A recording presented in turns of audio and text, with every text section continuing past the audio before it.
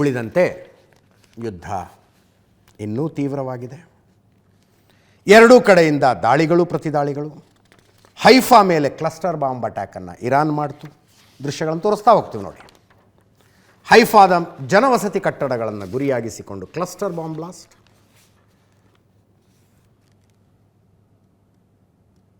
ಕಟ್ಟಡಗಳು ಹೊತ್ಕೊಂಡು ಉರಿದಿದ್ದಾವೆ. ಹೈಫಾ ಇಸ್ರೇಲಿನ ಬಂದರು ನಗರಿ.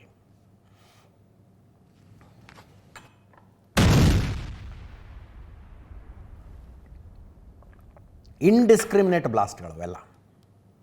ಅಂದರೆ ಇಂಥವ್ರನ್ನೇ ಕೊಲ್ಲಬೇಕು, ಈ ಬಿಲ್ಡಿಂಗ್ನೇ ನಾಶ ಮಾಡಬೇಕು ಅಂತ ಹಾಕೋದಲ್ಲ, ಎಲ್ಲರೂ ಬೀಳಿ ಅಂದ್ಕೊಂಡು ಹಾಕೋದು ಕ್ಲಸ್ಟರ್ ಬಾಂಬ್ಗಳು. ಅಂದರೆ ನೋಡಿ, ಅಲ್ಲಿ ರೋಡ್ ಮೇಲೆಲ್ಲ ಬ್ಲಾಸ್ಟ್ ಆಗ್ತವೆ. ಇಸ್ರೇಲ್ನ ಪೆಟಾ ಟಿಕ್ವಾದಲ್ಲಿ ರಸ್ತೆಯ ಮೇಲೆ ಕ್ಷಿಪಣಿ ಬಿದ್ದಿರುವಂಥ ದೃಶ್ಯ. ಟೆಲ್ ಅವೀವ್ ಮೇಲೆ ಮತ್ತೆ ದಾಳಿಗಳಾಗಿದ್ದಾವೆ. ಟೆಲ್ ಅವೀವ್ನ ಅನೇಕ ಕಟ್ಟಡಗಳ ಹೊತ್ಕೊಂಡು ಉರಿದು ಕೆಲವು CCTV ದೃಶ್ಯಗಳು ಸಿಕ್ಕಿದ್ದಾವೆ. ಬಹರೇನಿನ ಬ್ಯಾಪ್ಕೋ ತೈಲ ಘಟಕದ ಮೇಲೆ ಇರಾನ್ ದಾಳಿ ಮಾಡಿತು.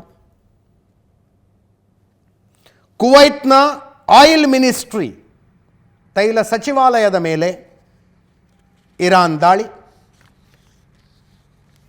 ಇಸ್ರೇಲ್ನ ರಾಮತ್ ಹೋವಾವ್ ಕೈಗಾರಿಕಾ ಪ್ರದೇಶದ ಮೇಲೆ ಇರಾನ್ ದಾಳಿ. ಜೆರುಸಲಂ ಮೇಲೂ ಇವತ್ತು ಇರಾನಿನ ಕ್ಷಿಪಣಿಗಳು ಬಿದ್ದವು.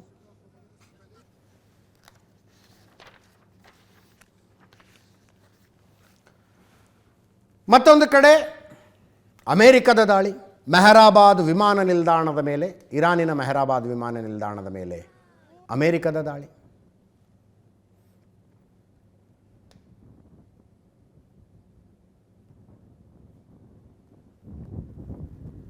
ಲೆಬನಾನ್ನ ಬೈರುತ್ ಮೇಲೂ ಇಸ್ರೇಲ್ ದಾಳಿಯನ್ನು ಮುಂದುವರಿಸಿತು. ಟೆಹರಾನ್ ಮೇಲೆ ಇಸ್ರೇಲ್ನವರು ಏರ್ ಸ್ಟ್ರೈಕ್ ಮಾಡಿದರು.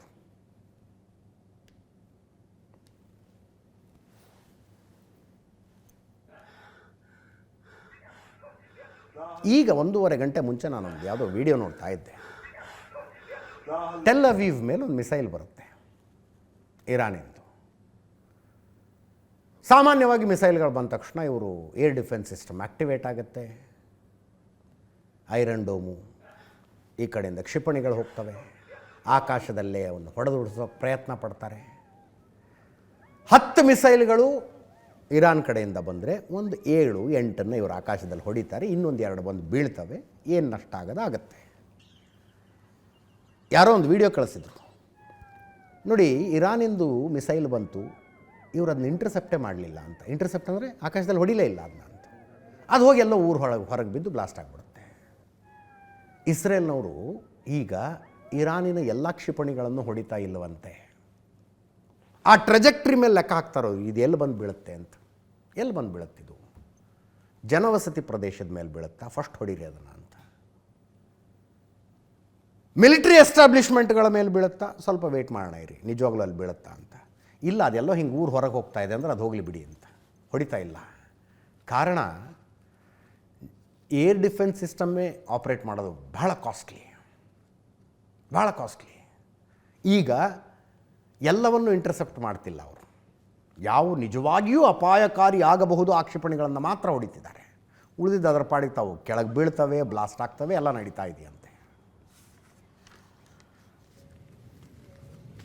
2 IRGC ಕಮಾಂಡರ್ಗಳನ್ನು ಹೊಡೆದುರುಳಿಸಿದ್ದೀವಿ ಅಂತ ಇಸ್ರೇಲ್ ಹೇಳ್ಕೊಂಡಿದೆ. IRGC ಇಂಟೆಲಿಜೆನ್ಸ್ನ ಮುಖ್ಯಸ್ಥ ಮಜೀದ್ ಖಾದೇಮಿ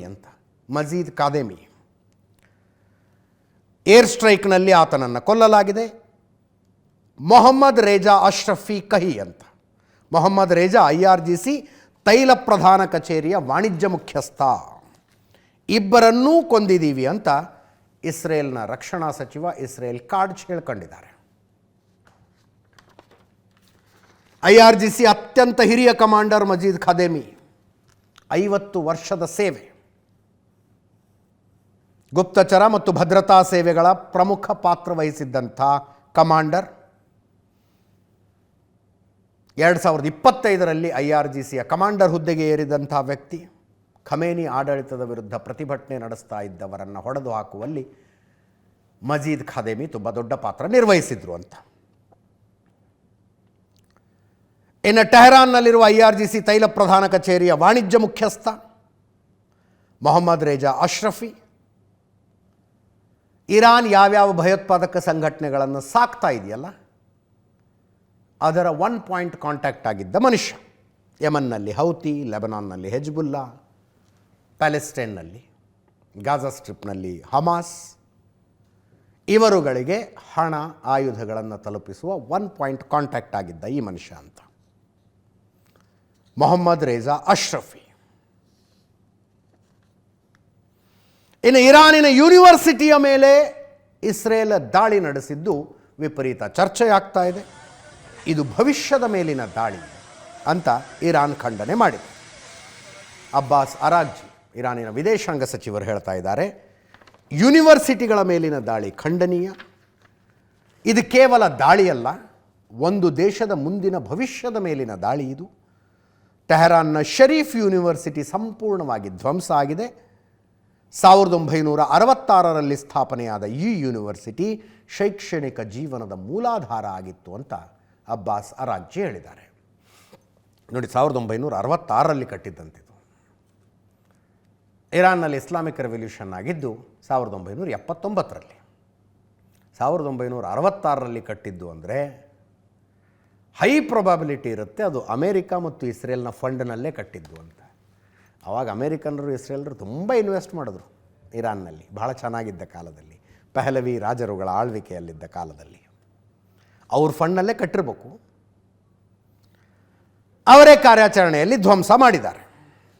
ಇರಾನ್ನ ತುಂಬ ಮುಖ್ಯ ಎಂಜಿನಿಯರಿಂಗ್ ಕಾಲೇಜುಗಳ ಪೈಕಿ ಒಂದು ಶರೀಫ್ ಯೂನಿವರ್ಸಿಟಿ ಆಫ್ ಟೆಕ್ನಾಲಜಿ ಅಂತ. ಅಲ್ಲಿ energy engineering, mechanical engineering, civil engineering, aerospace engineering ಕಲಿಸ್ತಾ ಇದ್ರು. ಇಂಟರ್ನ್ಯಾಷನಲ್ ಲೆವೆಲ್ನಲ್ಲಿ ಫೇಮಸ್ ಆಗಿದ್ದದ್ದು. ಮಧ್ಯಪ್ರಾಚ್ಯದ MIT ಅಂತ ಕರೀತಾ ಇದ್ರಂಥದ್ದನ್ನು. ಮಧ್ಯಪ್ರಾಚ್ಯದ MIT ಅಂದರೆ ಮಿಸಾಚುಸೆಟ್ಸ್ ಇನ್ಸ್ಟಿಟ್ಯೂಟ್ ಆಫ್ ಟೆಕ್ನಾಲಜಿ, ಅಮೇರಿಕದಲ್ಲಿದೆ. ಬಹಳ ದೊಡ್ಡ ಹೆಸರದು. ಮಿಡ್ಲ್ ಈಸ್ಟಿಗೆ ಇದು ಅಂತ ಹೇಳ್ತಿದ್ರಂತೆ. ಅಫ್ಕೋರ್ಸ್ ಇರಾನ್ ಮಿಡ್ಲ್ ಈಸ್ಟ್ನಲ್ಲಿ ಬರೋದಿಲ್ಲ.